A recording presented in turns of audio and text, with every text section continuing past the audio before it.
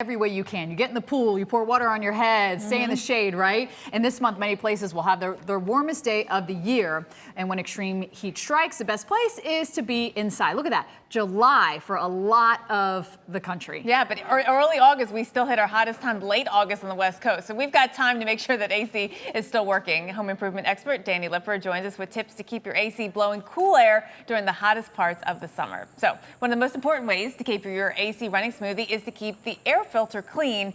But really, how often do we need to change it? Well, certainly with your air filter, you need to use a quality air filter. And if you use an electrostatic filter, it's going to cost you about 12 or 15 bucks. All you have to do is change it about every 3 months. But there's outside the air filter, there's a number of other very simple maintenance things. And, you know, your central air conditioning system are made up of basically two parts. You have your air handler inside, and you've got this mysterious thing out in your yard, which is a condenser unit. The thing you want to do here in terms of maintenance, just keep it clear of any bushes. Make sure nothing is pushing up against it. Also, if you see anything that's any debris, turn the power off, flush it off with a water hose, and then you may want to pick up one of these little unique things. It's called a fin comb or a fin rake. That way, if there's anything bent on any of the fins here, you can straighten everything out to keep it working efficiently. Some real simple things to do to your outside unit. How hard is it to get inside the unit, though, and do some improvements or maintenance?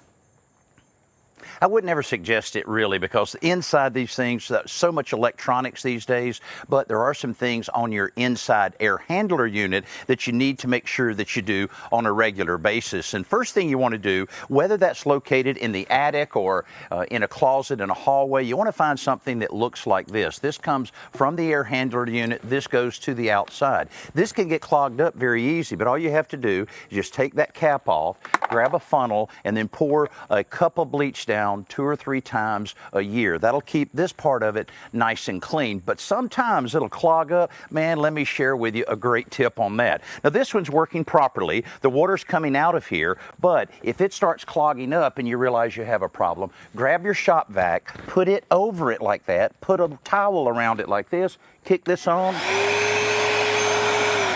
It only takes about 10 minutes and everything is nice and clear and working like it should. So make sure you find this drain line outside. Look at it. It's starting to pour out of there now, and all of the debris that's coming out of there. You can see that worked very effectively. Just a little bit. So you might want to try that this weekend at your house. I know. That was awesome. All right. So let's talk about the optimal temperature for your AC unit. You know, look, you're probably blasting the AC considering how hot it's been this summer, but we're asking you, where do you keep it at? 68, 75, 78? I'd love to say 80. But I don't. It's our poll today.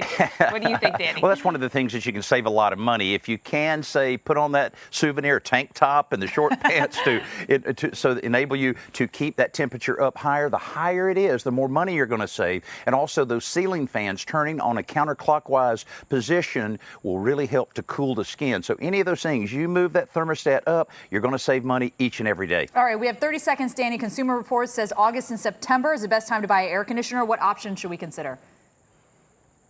Well, the main thing there is the SEER rating, seasonal energy efficiency ratio. The higher that number, the more efficient it's going to be and the more money you're going to save over the years. But like I say, a lot of times when you're buying things for your home, don't buy the highest, don't buy the lowest. You hit it right in the middle. That's the biggest bang for your buck. And the federal government now requires at least a 13 SEER rating. So get up into about a 16 and you'll be in great shape. All right, Danny, one of our favorites always. Yes. So visual as well.